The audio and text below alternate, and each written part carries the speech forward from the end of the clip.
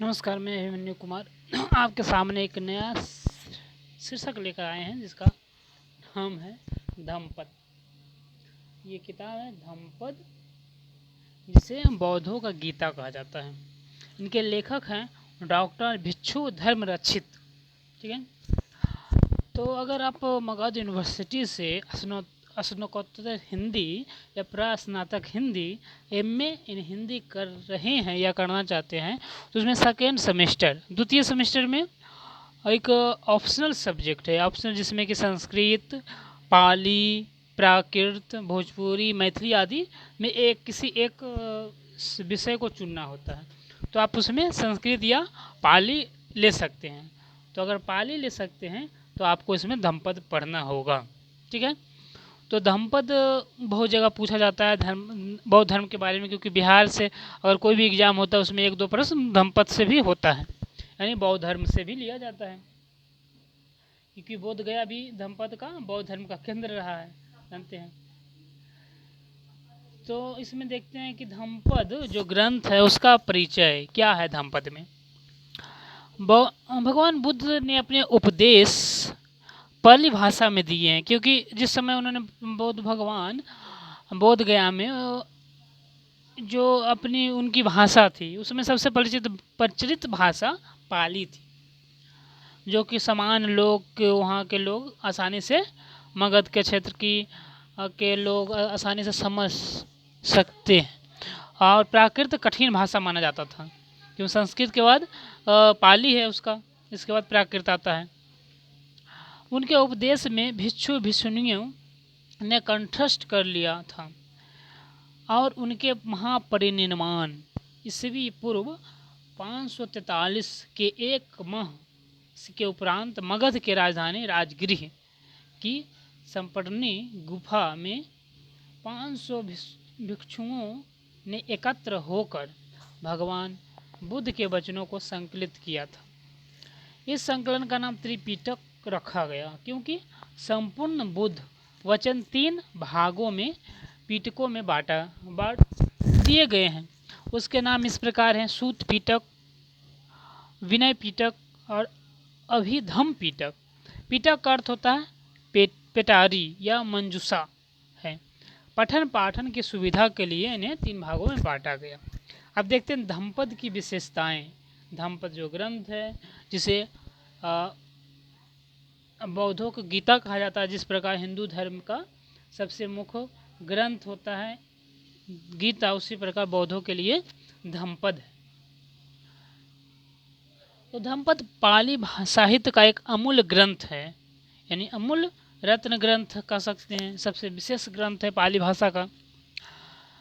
बौद्ध संसार के इसी प्रकार प्रचार है, इसी प्रकार के प्रचार किया गया, यानी बौद्ध जो धर्म है उसका प्रचार धम्मपद से ही हुआ है।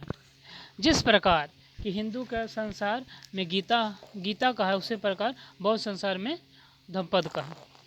यद्यपि गीता का एक ही कथन है और श्रोता भी एक ही है, अर्जुन है, दिया जा रहा है कृष्ण के द्वारा, तो एक ही श्रोता है, किंतु धम्मपद के विभिन्न कथानक हैं, विभिन्न श्रोता हैं।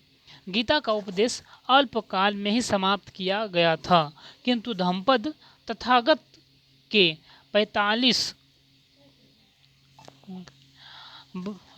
वर्षों के उपदेश के संगत।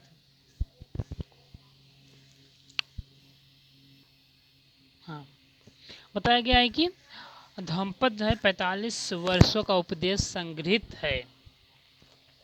धम्मपद में कुल 423 गाथाएं हैं, जिसमें भगवान बुद्ध के बुद्धि तत्व प्राप्ति से लेकर परिनिर्वाण पर्यंत समय समय पर उपदेश देते हुए कहा था।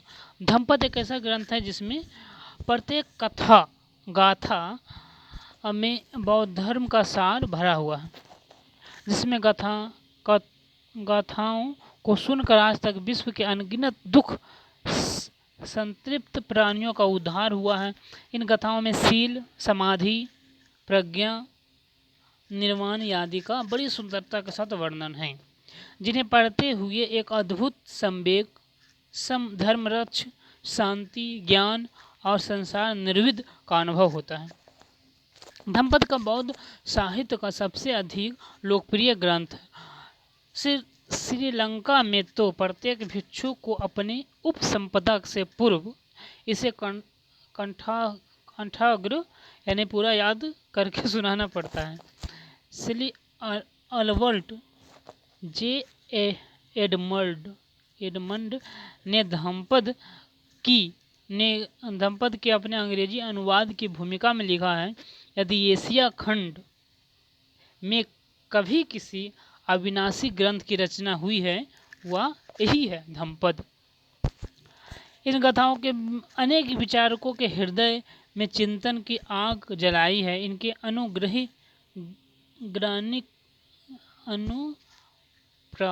अनुप्राणिक होकर अपने अनेक चीनी, मंगोलिया के भयानक कालांतर और हिमालय के अलंघ्य चोटियां लांघकर भगवान बुद्ध के चरणों में पूत भात भूमि के दर्शन आए।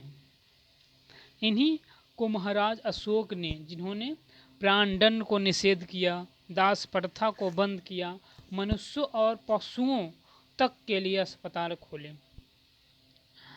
शिलालेखों पर अंकित कराया। आज 2000 वर्ष से और इंसानियत की संस्कृति के प्रचार होते रहने पर भी यूरोप और अमेरिका के सभी विद्या मंदिरों में कोपेनहेगन से कैम्ब्रिज तथा शिकागो से सेंट पीटर्सबर्ग तक इसके यूरोपियन और अमेरिकन लोगों द्वारा श्रद्धा की दृष्टि देखी जाती है। श्रद्धा से धम्मपद को देखा जाता है, बौद्ध धर्म को देखा जाता है। पुण्य भादंत आनंद कौशल्यान जी की कथन बिल्कुल ठीक है कि एक पुस्तक को और केवल एक पुस्तक को जीवन भर साथी बनाने की यदि कभी आपकी इच्छा हुई तो विश्व की पुस्तकालय में आपको धम्मपद से बढ़कर दूसरी कोई पुस्तक मिलना कठिन है। धम्मपद की कथाएं सरल और मर्मस्पर्शनीय हैं या अनायास ही कंठाग्र हो जाती है। धन्यवाद।